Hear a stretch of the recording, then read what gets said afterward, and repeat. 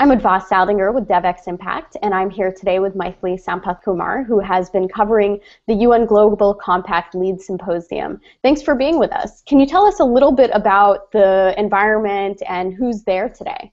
Well, the LEAD Symposium is run by UN Global Compact, and so there are several sustainability leaders from various corporations attending, and a few UN staffers that came as well. But it was mostly the private sector, and it was held in UN headquarters in New York. And the mood is pretty positive. I think people came today to not only say what their companies were doing for sustainability and corporate social responsibility efforts, but also learn from their colleagues in different industries. What are some of those key themes that emerged in the conversations? Well, a few things that we kept hearing were integrating these practices all across the value chain. So you want it to start with your company, and many of the companies were saying that it's actually incorporated into their articles of association, and so it's kind of trickled down from the executive level to all facets of their operations. So it's really interesting to see these companies sort of embracing the ideology that they have to fully integrate sustainability into their practices, but that's not an easy thing, and it's presents a number of challenges. Have they been discussing that at all today?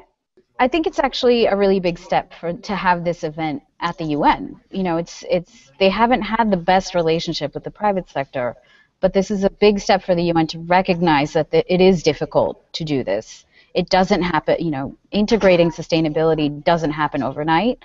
And yes, corporations focus on these short-term reporting because that's the legal structure set up for it, but they also need to think about long-term profits. As far as the challenges are concerned, I think that varies by industry. We have been hearing the usual, it is hard to get the boards to buy into merging sustainability and profit because they are obviously beholden to shareholders. So there's a lot of focus on what consumers want and what, the consumers want to be more environmentally friendly. They want to buy products and services from responsible companies. There is still some resistance to it because of the high costs. So they have, one of the challenges is framing costs in terms of investment. So it's not like, okay, it's not a cost to go give fertilizer to the most remote parts of Ghana, but Yara's executives sort of frame it as, well, this is an investment. This is a long-term investment. We're developing a new market. So we're not just growing sales in the short term. We are making an entirely new market for your profits to grow in the long term.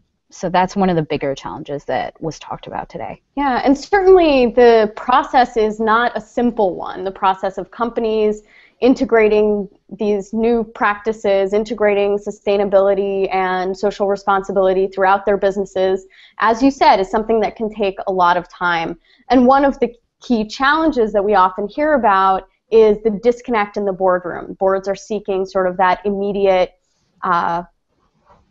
profit, which doesn't always align with sustainability. I understand there was an announcement sort of that goes to the heart of that issue. Can you tell us a little bit about that?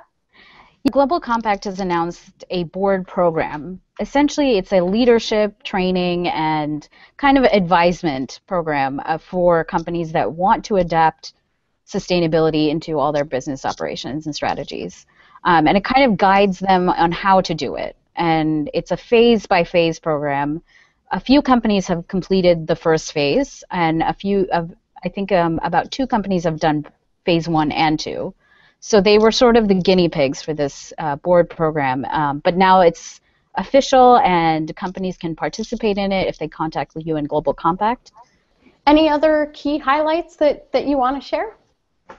Well, we did talk to a variety of companies today. Some were in the agriculture sector, some of the were in the energy sector. So I think it's a really positive sign for this event to have companies from across the board. And there are some common problems and some common discussions that were taking place in that room. And so I think that's a positive sign for the event and kind of sustainability as a whole.